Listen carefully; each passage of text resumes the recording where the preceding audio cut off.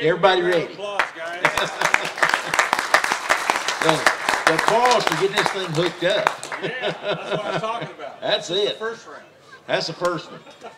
You know, when they asked me about doing a after dinner talk, this is not my normal venue. You know, I'm used to doing technical seminars, but I thought this sounded like it'd be a lot of fun to do. But then after I agreed to it, I thought, you know, I better get a little advice from some folks about what to talk about. So I cooked up a great big old pile of boar barbecue and got out a very generous supply of liquid libation and invited some of my friends over. Now, my friends can be, is it going to move? I'm going to have to use this maybe. There we go. They can be a little ornery and pig-headed. But down deep are really good folks, and you put enough of that liquid tongue oil in them, they can come up with some good thoughts, and they'll tell you just what you think. So as the evening wore on, we got to talking about what I should say tonight. One of them said, well, just get up there and tell a bunch of hunting stories. Everybody likes hunting stories. Now, what? You know, I can do that. I can come up with some hunting stories. Then one of the others said, now, you know, really, you should put something serious in there that's a thought folks can take away with them. And I thought, well, you know, that's a good idea. I'll ponder on that a bit and see if I can come up with something. And then one of them said, well, now the first thing you better do is get up here and tell them a little about yourself, because everybody's going to say, who dat? So I thought this was a real good idea. Now I thought the first thing I should do is answer the question that's on everybody's mind, everybody's too polite to ask, is how the heck does anybody who looks like he used to be Chris Christie's physical trainer manage to do anything? Well, in my own defense, I didn't always look like this. And I thought I would try to bring some things along to prove to you I didn't look like this. But that was no easy order. When I retired to move to Africa, I got rid of everything I had except my hunting equipment and a few old hunting books. And I mean everything. All my pictures went into dish packs, went to trash. My mounted trophies I gave away to people. House, car, I mean everything I had went. If it wasn't hunting stuff that I could ship over to Africa, or that handful of books I just couldn't bring myself to part with, it was gone. And so I moved over to Africa figuring I was going to live there the rest of my life. I'd been to Africa a lot of times, pretty familiar with it. And so I based my operation in Zimbabwe, which wasn't the smartest move I ever made. Things fell apart after a few years, and when they fell apart fast. And I had to leave Zimbabwe on 24 hours notice. And I got out of there with my guns, because I was working as a guide some. And they made me bring the guns out. Those had to come with me. And I got my binoculars out and one change of clothes. And when I left Zimbabwe, that's all that I owned on the face of the earth. I lost house, car, all my hunting kit, everything gone. Now, some friends did manage to get in my house before it was looted and got some of my bows. And after a couple of years, they managed to get those shipped out to me. But those friends then eventually lost their farm and so forth. They lost a heck of a lot more than I did. But the Lord works in mysterious ways. If it hadn't been for that, you know, I would never got down to Australia, New Zealand, and done the stuff that I did down there. But anyhow, I did manage to come up with a few old photographs, some I borrowed from people, and there was a couple of photographs I had kept because they had special meaning. And this is the earliest photograph I could come up with. Now, I was 14 years old. Here, this is not my first deer. My first deer with a bow was a couple of years before this. But it just happened to, whatever reason, somebody had hung on to this photo. And so I got a copy of it back. Now, I want you to look. Wasn't I cute there? Honestly, I was cute. So see, I didn't always look like this. Now, this photo is one I had kept. And it's not because of the deer in there, but it does happen to be the first morning that I took 2 deer in one morning. I kept the photograph because of the guy there with me. His name is James Hayes. And James was my hunting partner. You see, James is a good bit older than me. Now, we became hunting partners because we were the only 2 people in the county that hunted with a bow and arrow. Back in those days, things were a lot different. And we could shoot a bullfrog and get our picture on the front page of the paper. We were varmint calling one morning, and James shot a bobcat. Lordy, you'd have thought he'd have killed a Loch Ness monster. The pictures and story filled up darn near the whole front page of the paper. James, the best deer hunter I ever knew. He was also a World War II vet and had been down in New Guinea, fought in New Guinea. And that's one of the reasons I always wanted to go to New Guinea. And anybody that attended the seminar earlier today will know that archery-wise, that turned out to be one of the most fascinating trips I've ever taken. But James was a commercial fisherman. He lived out in the country. And on the weekends, I'd go out to James' house, and he always kept a big pack of hound dogs. Being a commercial fisherman, he had a lot of stuff to feed them, so, you know, keeping 30 or 40 hound dogs wasn't too big a problem for him. And that's no joke. Sometimes it was as many as 40 of them. And we'd take that pack of hound dogs and cross the road in front of James's house. And right there, a stretch of bottomland started, ran for about 10 miles over the next county road. And we'd turn all them dogs loose, and we'd spend the day shooting swamp rabbits or shooting at them. And a good day, we'd kill 2 or 3 rabbits. But boy, you talk about getting some good running practice. And James had one dog that I'll never forget. His name was Doolittle, and he was a beagle. And he was stone deaf. But when he got on the trail of a rabbit, every time them little legs hit the front ground, it was oof, oof, oof, oof, oof. And that rabbit wasn't going to lose him. Those rabbits would dive into the biggest brush pile you ever saw. Doolittle going right behind him. You could hear him down there. You'd swear, ain't no way that dog's ever coming out of that brush pile. But pretty soon that rabbit would come squirting out. Here come Doolittle right behind him. Only trouble with Doolittle was at the end of the day, you couldn't call him off the trail because he was deaf. You had to get in front of him and catch him. Then he would fight you all the way home, wanting to go back and chase them rabbits.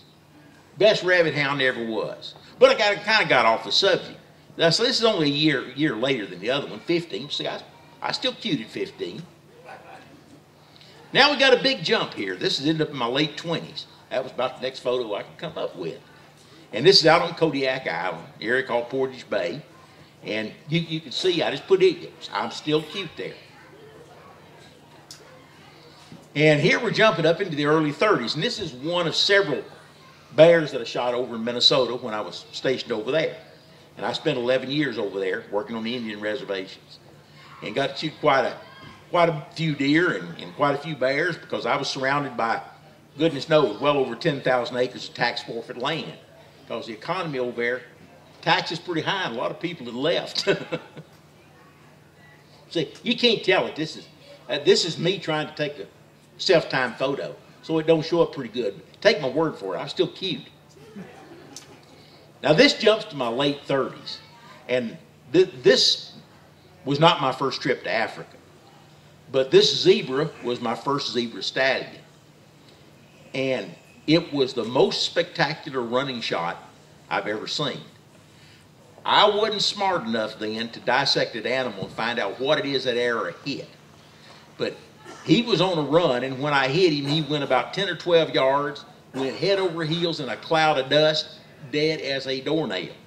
And I don't know what that arrow hit to put him on the ground that fast, but I sure would like to know. That's one of those that, you know, I'll write that shot down. But now notice, see, still cute. Now, I put this photo in just because everybody likes it. This is still in my late 30s. And everybody just sort of appreciates the rhino photo. He's the first of 2 that I shot. And that's a 115-pound longbow, 1,286 grain arrow I shot him with. Now, this is up in my mid-40s. And that's a caribou from up in the Brooks Range. And you see, I still cute at 40. I was doing pretty good. Now this is up in my mid-50s. And I borrowed this from one of my friends because I didn't get hardly any photographs out of Africa. And that's my big 500 Nitro Express double rifle there. And when we were guiding people for things that might scratch them up a little bit or make them dust, I always carried that along, and it made people feel real good to see them great old big cartridges. Because they looked at it and figured, man, that'll stop anything. And they failed to look at, I got to hit him first. But, you know, the rifle just made them feel better. And on top of that, I'd take my rifles down to start a hunting season, and with all my trackers, and I'd have the witch doctor, bless them. And that's all it took. They'd stand right there. They knew the witch doctor had said this rifle was going to stop that animal. So you never had trouble with the tracker running away when you got charged for something. Power of suggestion. Now my hands cover up my face there in the rifle. But you got to take my word again. I was real cute there. Now this is up in my 60s. And that's the last buffalo that I took before I had my back injury. And I got face paint on, and I actually got some war feathers. You can't see them there, but they're hanging down the side of my face.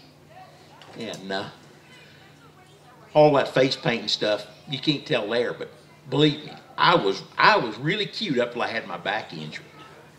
Now, I put in about 3 photographs here that I thought people might just find interesting. Things that I came across that people had and so forth. This is probably the only time in modern bow hunting history that there was a bow hunt from elephant back. And the clients there are the late Dave Johnson that owned Thunderbird Archery, and Harry Sipman, his hunting partner. And these are trained African elephants. People say you can't train them, but they do. Hannibal trained them. People forget that Hannibal had African elephants, not Indian elephants. And so this is the ultimate portable elevated hunting stand. That you can ride right up to the animals.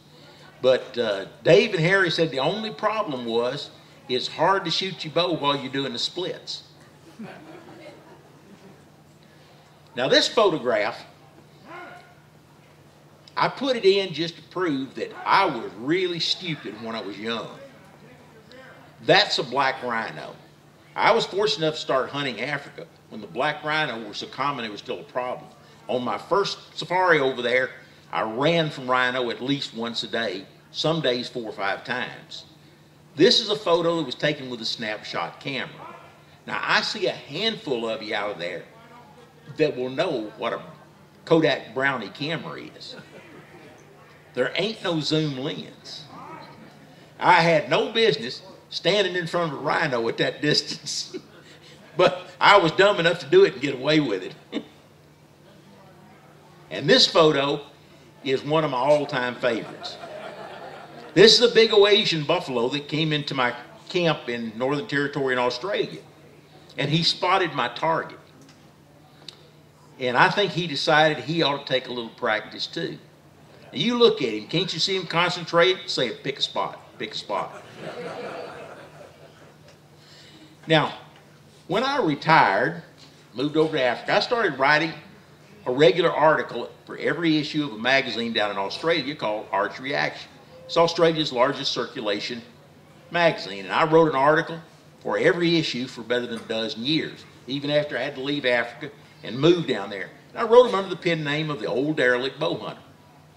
And nobody knew who the Old Derelict Bow Hunter was. Even after I moved down there, I kept it secret as long as I could, because it was fun to hear people talk about the articles not knowing I'd written them.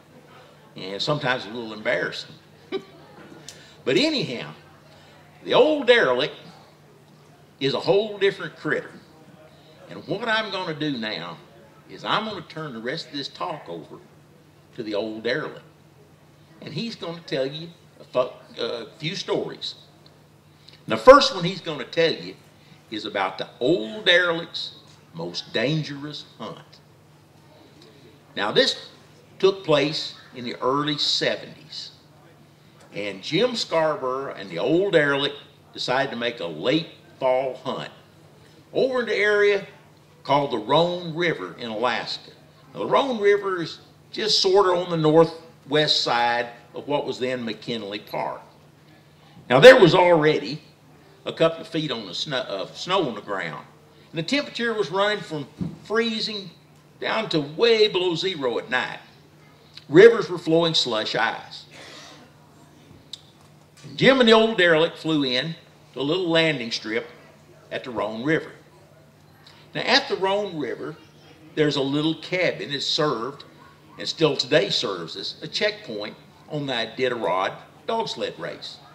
And as was the custom then, that cabin was there the rest of the year for anybody that needed to use it. And so we had flown in to drop some gear at this cabin, and it was going to be our drop-off point for gear.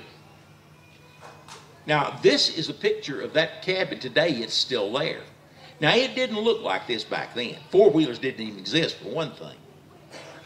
But the trees came right up to the cabin. The only clearing was just a little clearing in the front yard. And I suppose they'd cut all these trees down for that little wood stove in the ensuing 30-some-odd years since then. That's why they got a big clearing out there now. Now, this hunt was to be a backpack hunt for 7 days for the free-ranging bison in the area. You're only allowed one bison every 5 years. So neither Jim nor the old derelict wanted anything other than a good bison. So they decided we're going to make this hunt and going to sleep in a little 2-man backpack tent, move camp every day, eat freeze-dried food, live out in that freezing weather. So they made their 7 days of hunt, and they saw some bison, but nothing of a trophy class, so neither one of them wanted to waste that once every 5-year chance at taking a bison. But it wasn't a total bust on the hunt. Jim did shoot a moose. Now, this is not Jim, and it's not his moose. It's a picture so that you know Jim shot a moose. Now, the old derelict did take a little black bear on this hunt.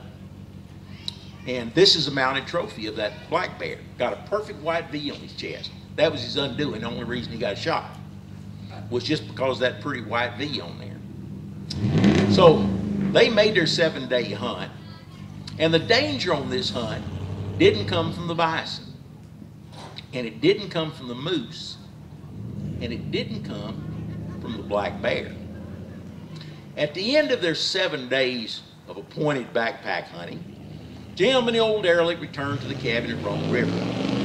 Here they had to remain until the plane came back. Because whenever the plane showed up, they had to be ready to go. So they couldn't leave the immediate vicinity of the cabin. Now, unbeknownst to them, on the other side of the mountains, the weather had turned a little bad. And that 7 days stretched on for 18 days. Now, it was probably from sheer boredom that the old derelict found himself reading the label of every can, bottle, and package in the cabin, because there just wasn't nothing else to do. And he was reading the back of a package of pinto beans. And there he found it. The recipe for Montezuma beans. You can see where it's going already, can't you? Now, the old derelict truly loves to cook, and he brought a lot of spices that they had dropped at the cabin, for he had visions of these massive racks of bison ribs roasting beside a long open fire. So he got to looking at the recipe and looking at what he had and decided he could make this. But he would have to make a substitution or two. Didn't have any molasses, but he had some dark brown sugar. That'd work. No onions, but had plenty of dried onion flakes. He had no bacon and cooking oil, but he had bear fat. That would render down into cooking oil. And there was no portly pork to go in it, but there was a brawny bruin hanging out on that meat pole. Some diced bear would go real fine in there for pork.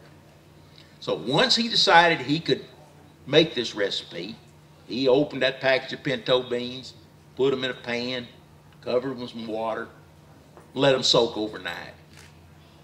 Now, early the next morning, he got out his cook pot and put it on the little wood stove in the cabin. He rendered that bear fat down, diced up that bear meat and browned it, put the beans in the water in there and put the lid on it and let it start simmering. All day long, he tended this culinary delight, adding the various spices and ingredients.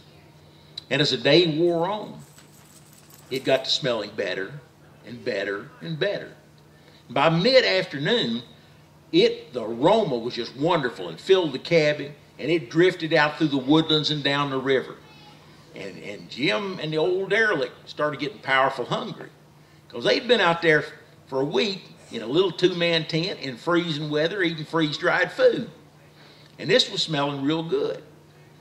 So as it got closer to time to eat, the old derelict made a pan of cornbread to go along with it. And he broke out their little supply of liquid libation they had brought for just such a celebration. And when it was time to eat, they sat down at the little split rail table in the cabin, and they ate. And they ate. And then they ate some more. They ate like only two men who have been out in a two-man tent, sleeping in freezing weather and eating freeze-dried food for a week can eat. And at the end of the meal, they were powerful satisfied. And when it was bedtime, they got into their sleeping bags, clad only in their long handles, which is a garment you rarely egress from in the Arctic cold.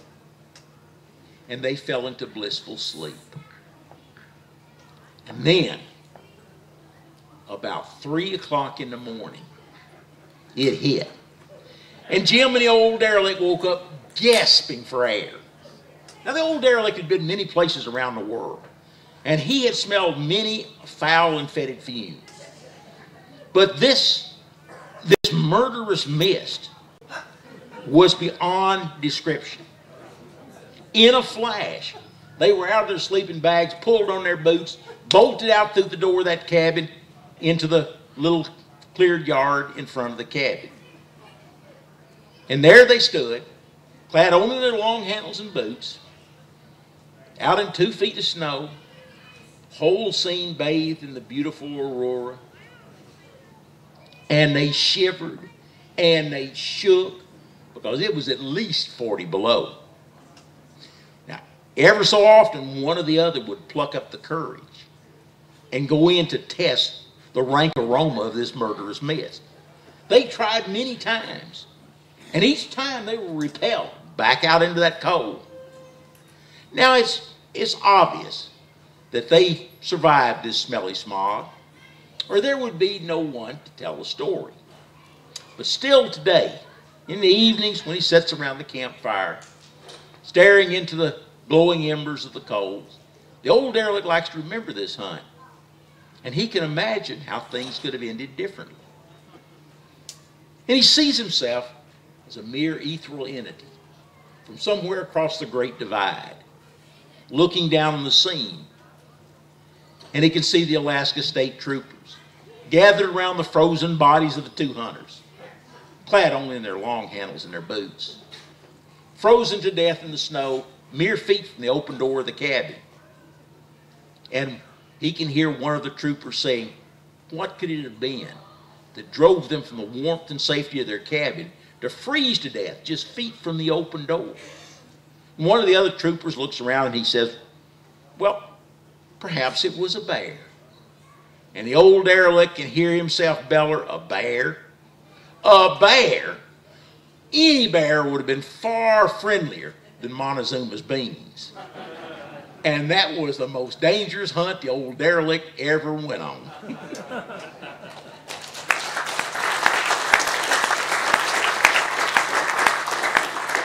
Now the old derelict's going to tell you about one of his memorable hunts. Now he's got a lot of memorable hunts, but he had to just pick out one.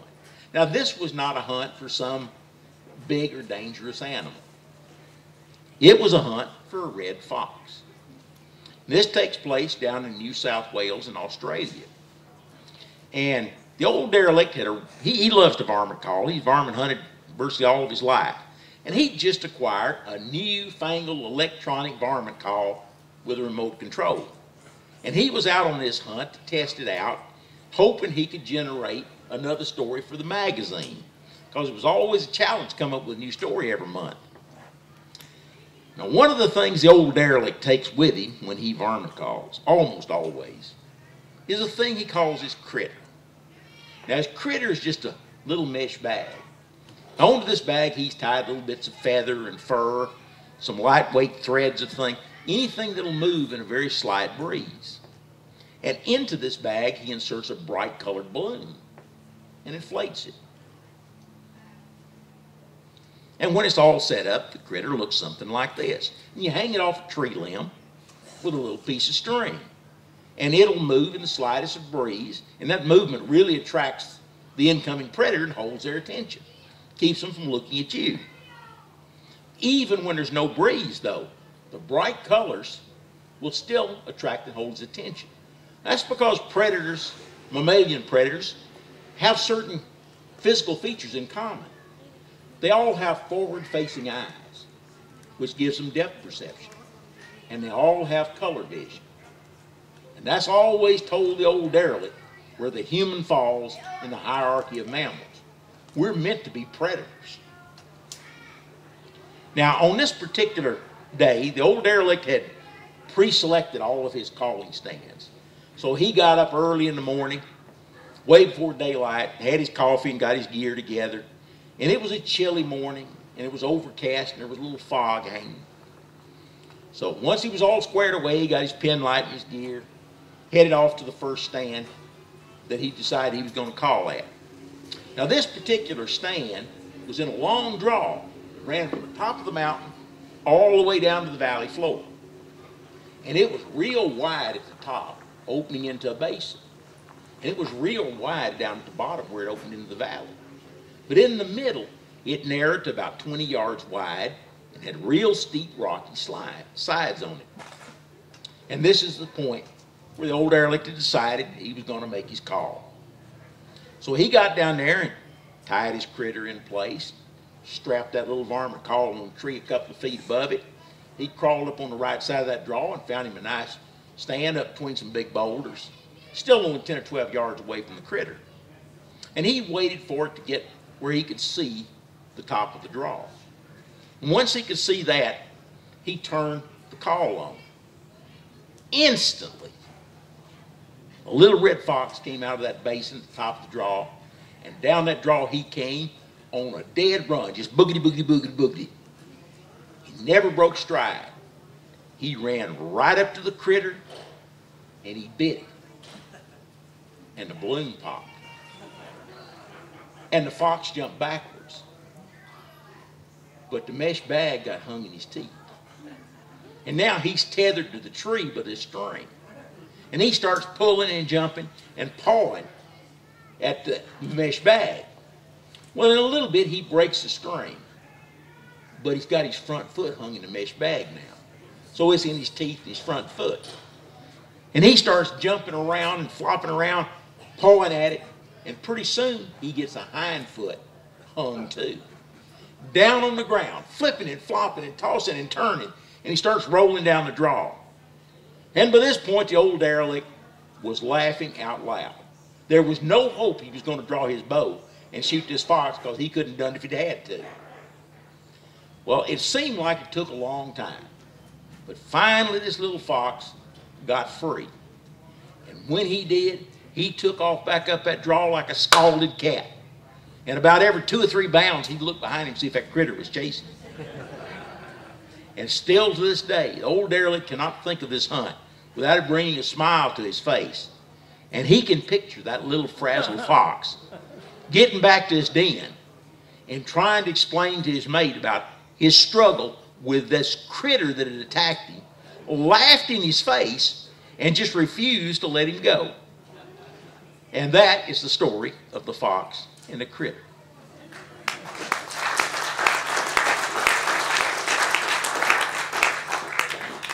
Now we're going to talk a little bit about hunting success, something a little more serious for a moment.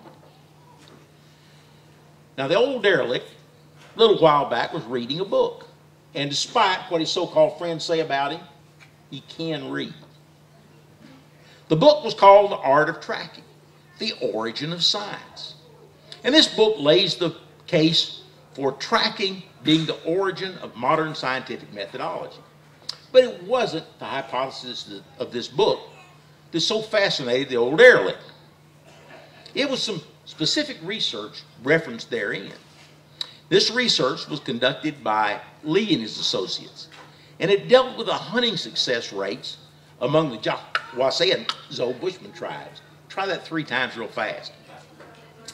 Now, the old derelict has had the great pleasure of actually hunting with Bushman trackers. And they are arguably the world's most skilled hunter-trackers. He would certainly agree with that. He's seen none better around the world. He's seen some really good trackers, but nobody that measures up to the Bushman. Now, the Bushman hunting is done in small groups generally, 2 to 4 hunters. Although there are a few bushmen who prefer to hunt alone. And the old derelict has no doubt these are bushmen who have friends just like his friends. Ain't no way he's going to hunt with them. The bushmen hunt by tracking. They use poisoned arrows with a detachable foreshaft. Now, the normal method is to go out and find a fresh track, and they will follow this track till they locate the animal or group of animals, and then they'll plan a stalk or an ambush to set up, some way to get a shot at the animal. But once they get within range, which they consider to be around 25 meters, all of the bushmen will shoot at the same time, as though at a clout shoot. Then they'll go out and pick up their arrows. If any of those four shafts are missing, or if a hit was clearly seen, they'll pick up the track of that animal, and they will follow that track until the animal collapses. Now, typically, particularly with a large animal, you're looking at 24 hours or more before the animal goes down. So it'll give you some idea of their tracking skills to stay with that animal, close enough to be in contact with it, but not too close to spook it off. But you would think that hunting as they do and firing in a group, as though at a clout shoot, that there would be a reasonable distribution of kills among the various hunters. What was so fascinating was that this was not the case. Now, we need to put the proper perspective on bushman hunting. Group survival is dependent on hunting success. And the first big game kill that a young hunter makes marks his rite of passage into manhood.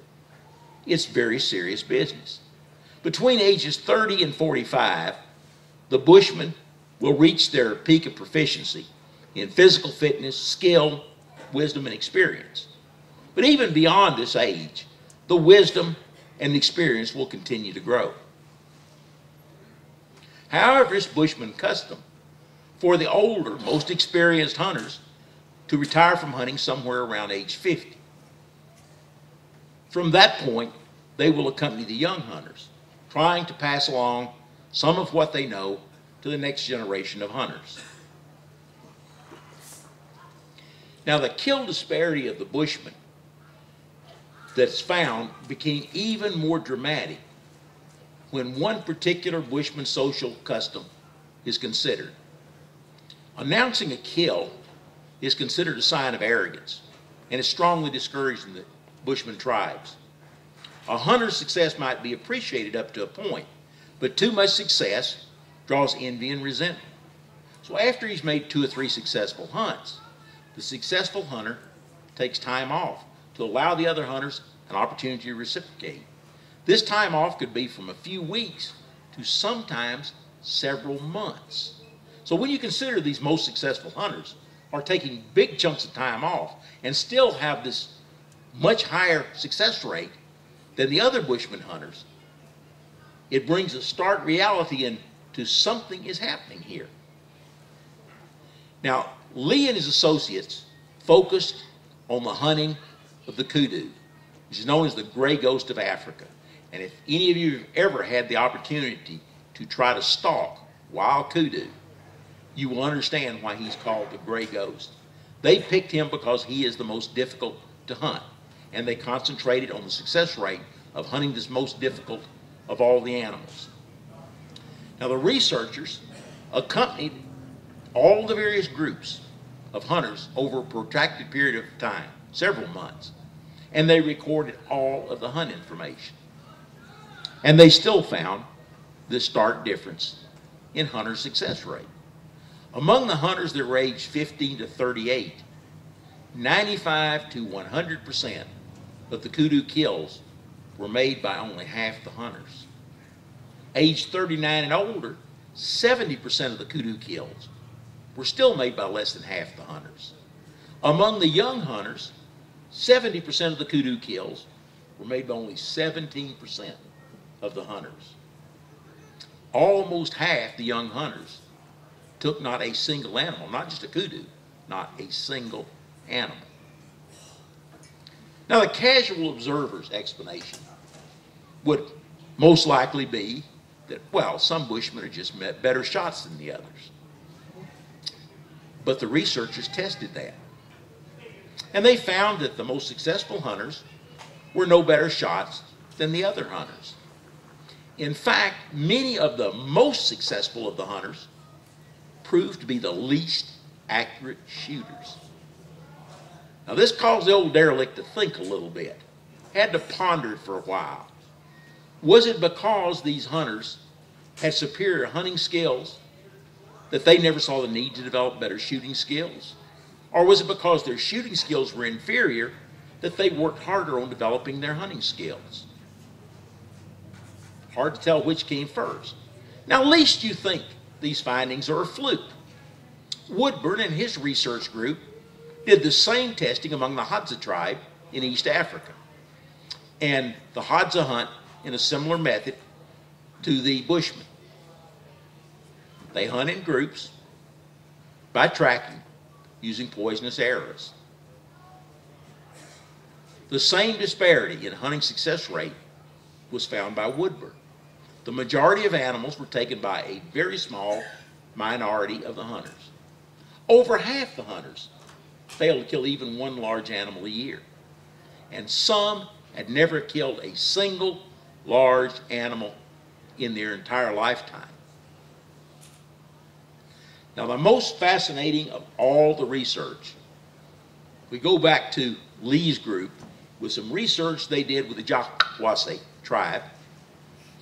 And they took each of the most successful hunters and asked him what abilities he considered essential to be a successful hunter. All of them gave answers that revolved around mental abilities and experience. Not one of what we modern hunters would consider a necessary hunting skill was even mentioned, not once, not by a single bushman. No mention was made of shooting skills or tracking skills or stalking skills. Not once. Now, considering his own legendary shooting skills, which the old derelict's so-called friends call assailing the target with ambient arrows, he was sure glad his shooting skills didn't make their list. The bushmen consider all of these skills the basics. They're a given. Things all bushmen must know before they can even start to become a hunter.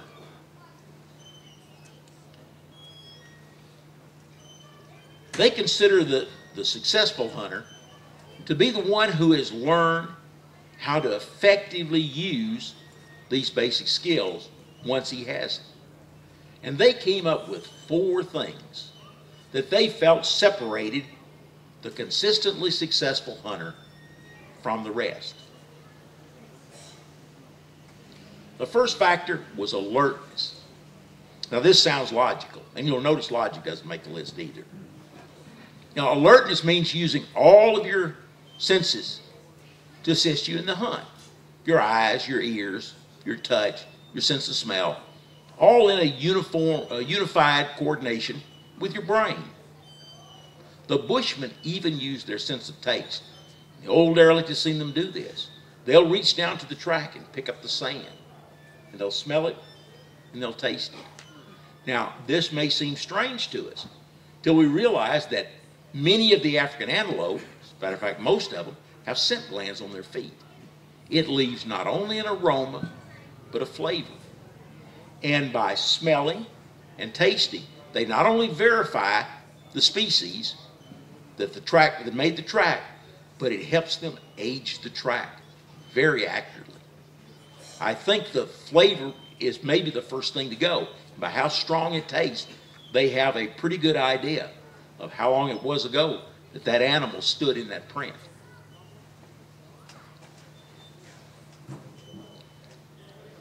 Now, alertness also means staying focused on the task at hand, paying attention to the environment around you, watching closely for the signs of the quarry.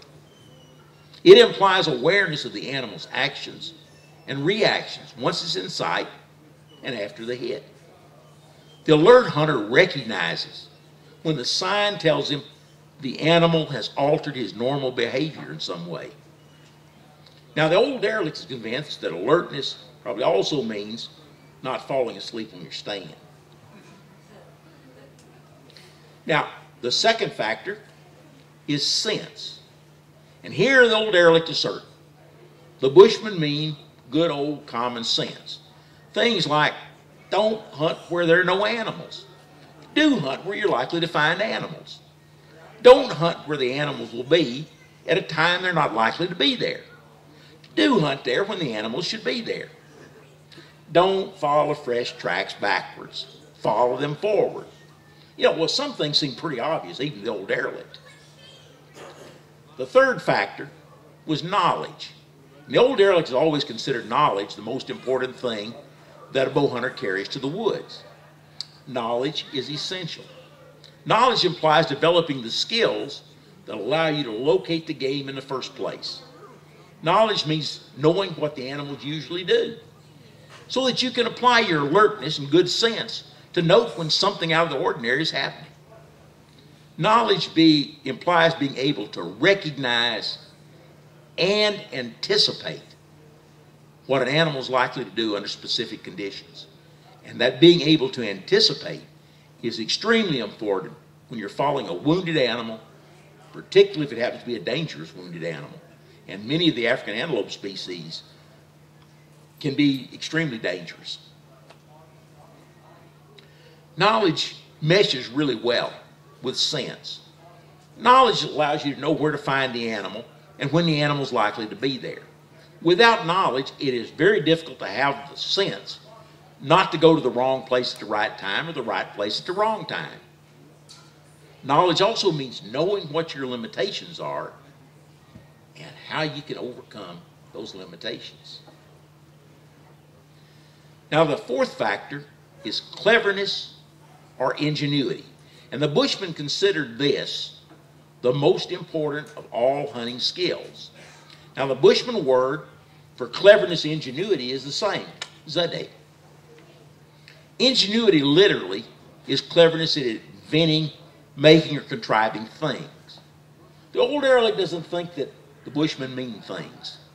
He thinks they mean figuring out a complex problem and then coming up with some new or novel approach to solve it. In this case, the problem of how to get a particular animal or group of animals. Once the hunter has the knowledge to locate the animal, the good sense to use that knowledge, and is alert enough to detect the animal before the animal detects him, he must be clever enough to use his advantages to overcome the animal's superior senses and wood skills. The clever hunter figures out and does something the animal isn't expecting, something that will give the hunter his chance. Now, this might be something as simple as setting up a second stand close to one where animals have learned is there and which they now avoid. When he alertly notices that the animals have altered their normal routines, the clever hunter hunts the off-peak times. When the animals are now active, the other hunters have gone to the wood, left the woods. By applying ingenuity, developing new and novel ways to outfox a critter, a hunter's esteem in the hunting community would be raised considerably.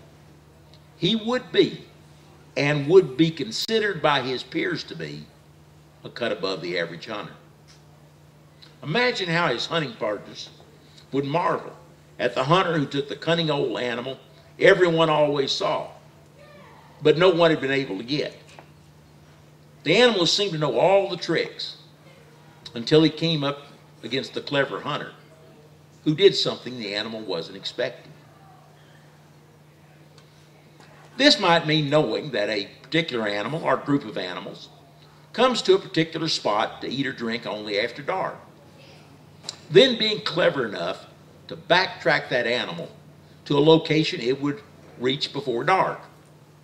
With this knowledge, the hunter can set up a strategy to waylay the animal at or before that point while it's still shooting light.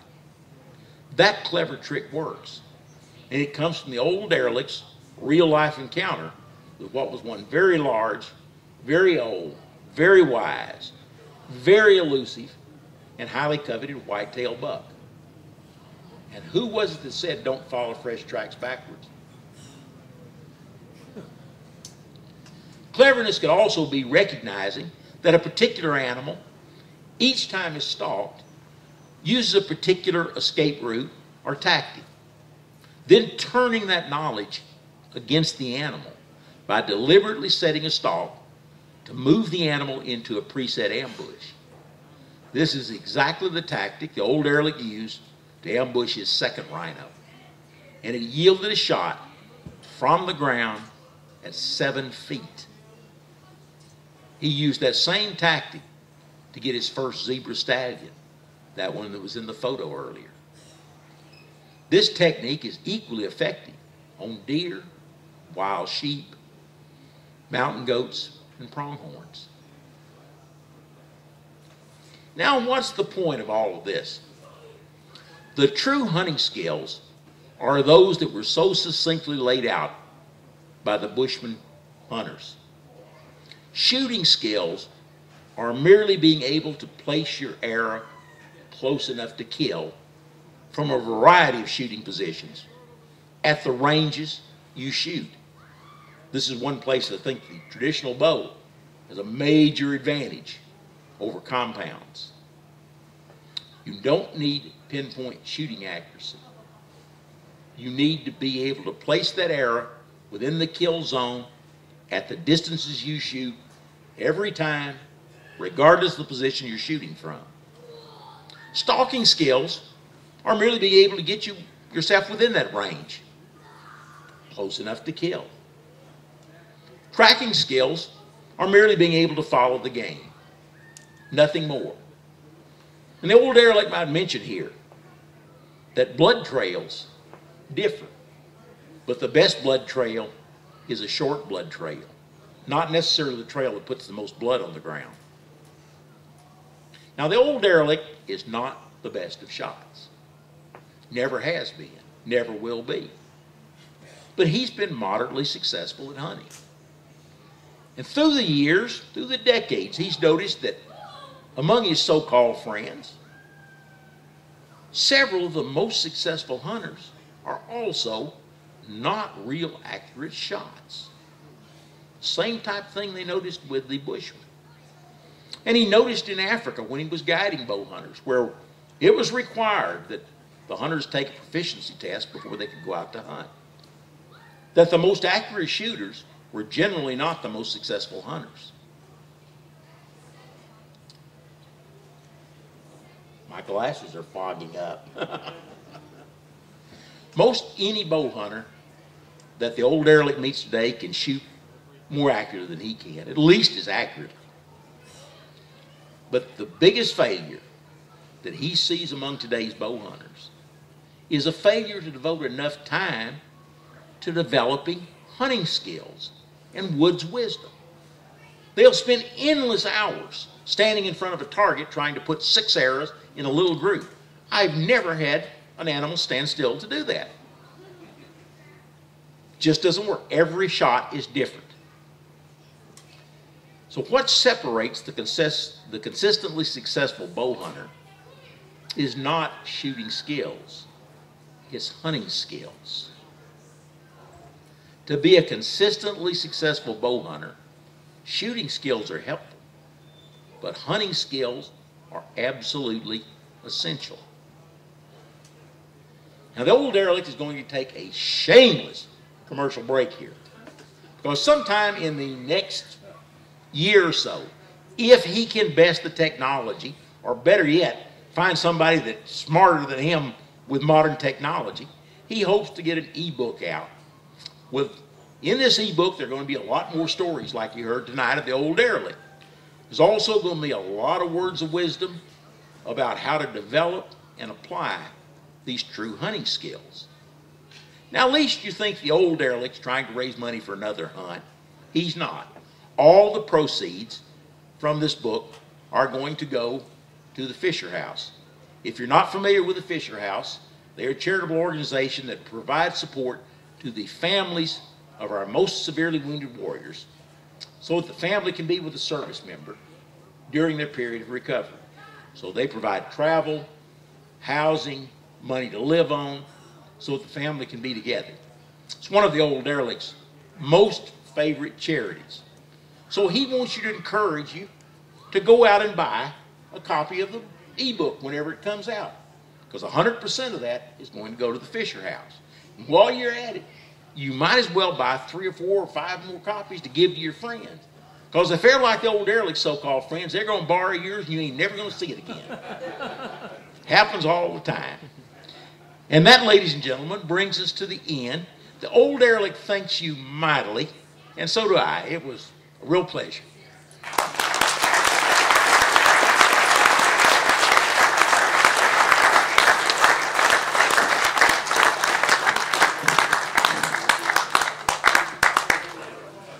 That was awesome.